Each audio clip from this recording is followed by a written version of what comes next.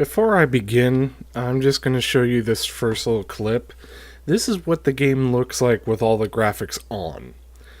And as you'll see in a second, this is what all the graphics look like off. Hello and welcome to A Paladin's Impressions, the series where I take a look at games I just don't have the time to review right now. Today we're taking a look at the indie horror Syndrome. And this is released today, actually, funnily enough. Was not intended to happen, but it just happened to work out for Syndrome's favor. Or not so much favor, depending on my thoughts. As I mentioned before, you kind of got a sense of just how much graphical overload there is. I will note here, though, textures are still set to high, and I think shadows are set to low. I had a really hard time getting this game to run at 60 frames per second, even with all the graphics turned on. As far as I can tell, the problem is in the GPU, which is a general indication that this game has not been very well optimized, because that GPU is a 970 GTX. You really can't buy a better graphics card except for the 1070 series, and I don't think the upgrade would even fix the problems that this game obviously has optimized. Optimized is word. We're just gonna move on. Syndrome has a lot of awards I noticed for this game, and normally I wouldn't take note except that they plastered it on the front of their description box. Hey guys, look at how many indie awards we won. You know, that clearly means our game is good. And after having played this for an hour and a half, I start to wonder if they actually played the same game. By the way, the reason I'm looking at that area of the floor, that wasn't sitting on the floor, it was floating above it. That is just one of the many little bugs and many little problems Syndrome has from the technical side of things. So graphical optimization is not there. The mouse pointer is not showing up in this video, but if you look over where the reticule is, you would also see the mouse flash in and out all the time. And I think that's another control problem that they have with this game, because if you want to run like the Xbox controller, you have to turn off the game, plug in the Xbox controller, and then turn it back on. If you want to run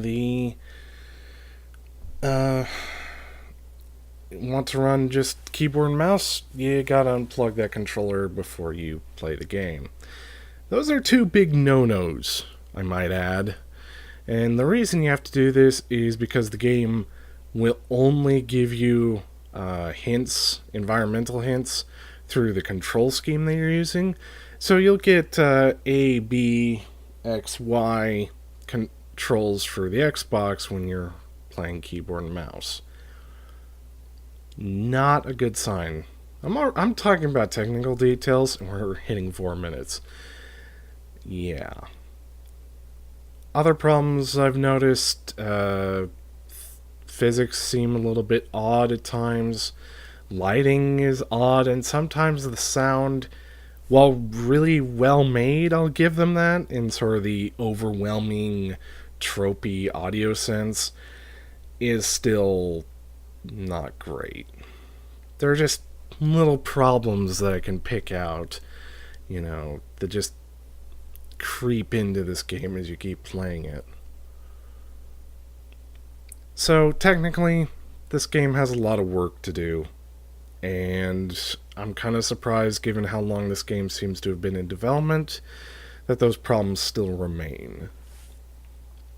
This is a survival horror game, but not in the more generic sense that survival has become. This is more the horror.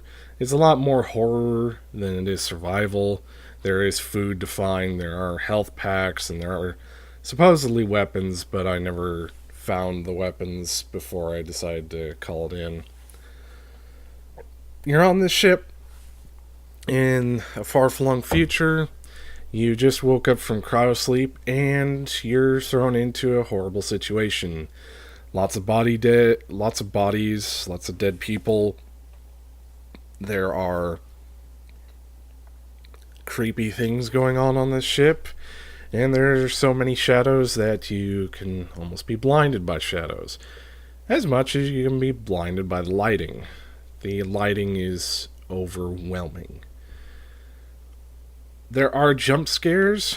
They aren't too gratuitous yet, but like that's pretty clever.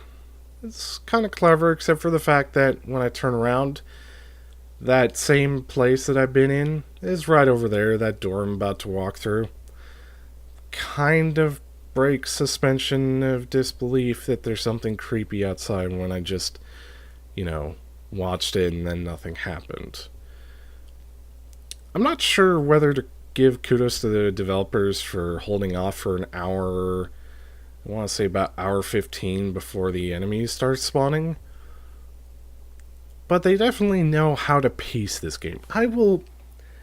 As far as like building up tension and horror, the developers of Syndrome have clearly at least studied the genre and know what they're doing. It does an effective job of building up the tension and making you wonder, is there really something around the corner? It's just that it doesn't always work. Like, you might have noticed earlier that there's that far off creepy shadow walking by, or right here. Say this guy? Yeah, he's walking off in that direction. But as you'll notice, there's no door in that wall. So, that's a bit of a problem.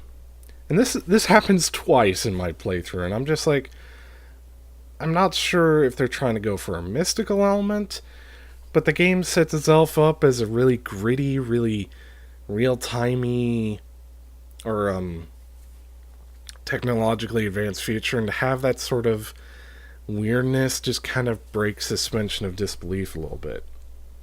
Also, you can't jump in this game. That's really weird. I'm not impressed with the story. Played System Shock 2. Played Aliens Isolation. It borrows very heavily from those two sources, and probably others that imitated them as well. There's something creepy going on. People are slightly insane. There's some probably advanced technology involved, and maybe some natural horror going on. Oh, and what's the other game that this reminds me of? Dead Space. A lot of Dead Space inspiration. And mostly because of the weapon we're about to find in a second. That's why Dead Space reminds me of Dead Space as well.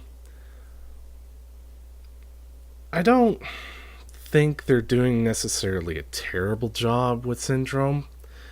It's just, I think they lacked the polish to really execute it well. There are elements I can see throughout here that are really pretty cool and really well executed.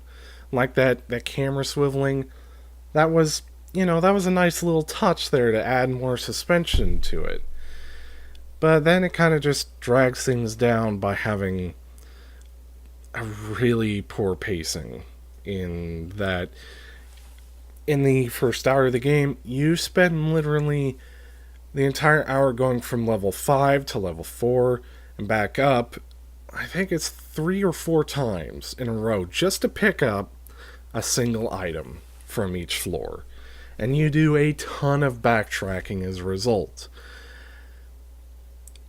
I don't know why you would even need to do backtracking this early in the game when it largely doesn't feel necessary. You could have had it all sort of laid out in such a way that it made sense, but no, you have to go up and down floors, see the same corridors and hallways every single time, and do this multiple times in the first hour of the game. That is not a good impression. And that's why I'm being rather critical of this game. Your first hour should not be showing your hand already. It should not have you backtracking Oh, by the way, here's that. Some of this will happen too, where they'll play around with your vision. It's somewhat creepy. I'll give them that. But at the same point, you cannot do backtracking this early on. And even if you are going to do backtracking, and that's sometimes fine, you have to limit it. Because if players are going back and forth, doing basically meaningless chores, and yes, it's plot relevant, but it's not exciting. It's go to place, pick up item, go to another place, pick up item. The map shows you everywhere where you need to go. You might run into some really creepy noises. That's about it. As far as like a first impression is concerned, terrible. I will grant that the game might get better. I mean, obviously, an hour and a half is not going to give anyone the greatest impression of a game, but I only have so much time, and when I feel like my time is being actively wasted by a game by doing that sort of nonsense, I have less and less reason to keep going. And I really have no reason to keep going with Syndrome. I think that there are too many problems for me to just ignore. So, why do I bring up the other game references? Mostly because I don't feel like this game has its own identity. For the most part, we've just walked through fairly generic sci fi ship corridors. We've seen generic corpses running around. I hate saying generic corpses, but that's kind of the truth.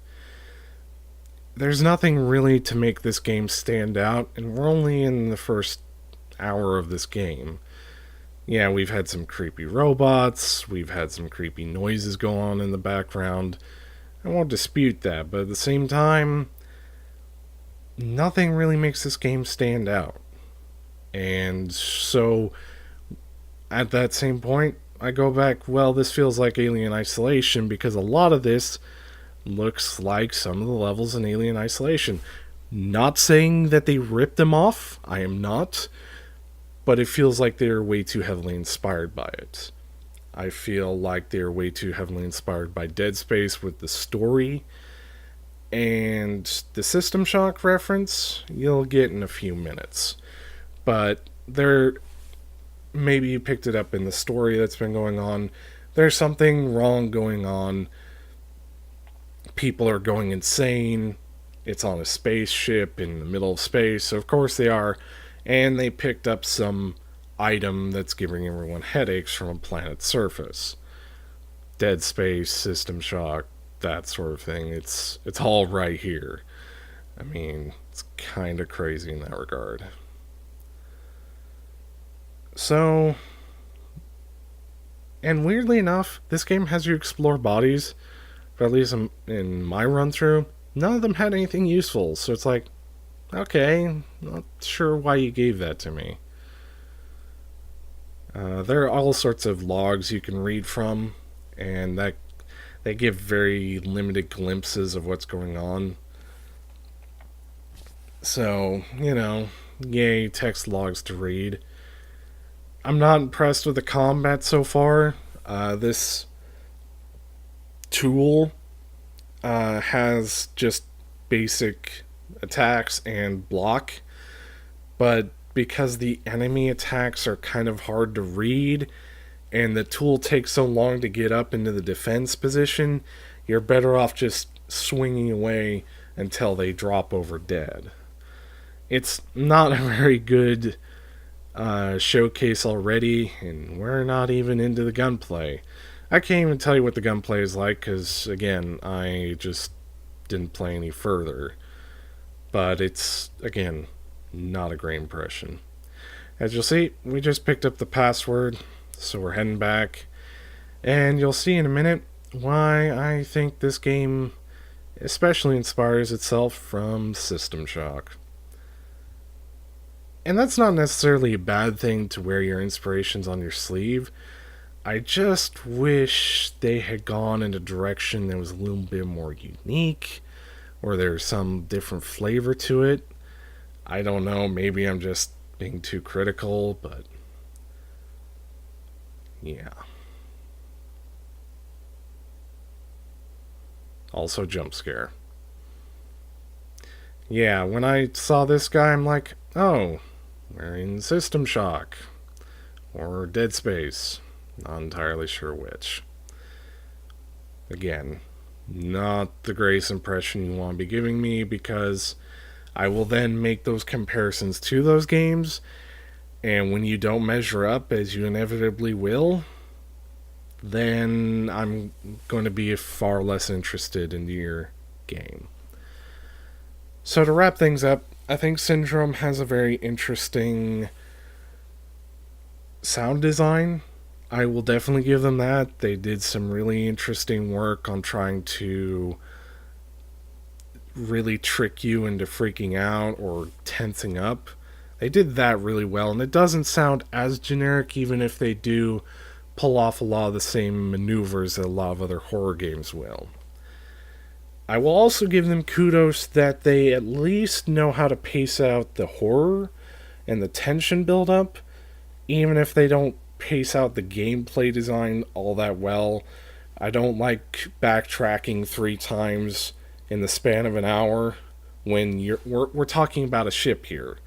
And as you might have noticed, there was also a detention facility right by the medical bay for some reason. That didn't make a ton of sense. And you could have easily, and you will need to come back to that detention center, so I'm thinking, well, just move that somewhere else so I see a new part of the ship. You know? So they've got sound design down, they've got good horror tension pacing. I will give them kudos on that. The combat's pretty terrible, at least with this weapon that you're given first off, and there are enemies to fight a little bit later on, and that doesn't give me a ton of confidence that the combat is much better. The story is about as generic sci-fi horror tropey as I had already found. They're trying to do the whole mystery thing, what's going on, who's reliable or not. It's not exactly mind-blowing, at least in the first hour or so. Nothing's really pulling me in to keep investigating, especially when you show me that corpse back there, where it's like, oh, well, something just made them all transform into mutants or whatever.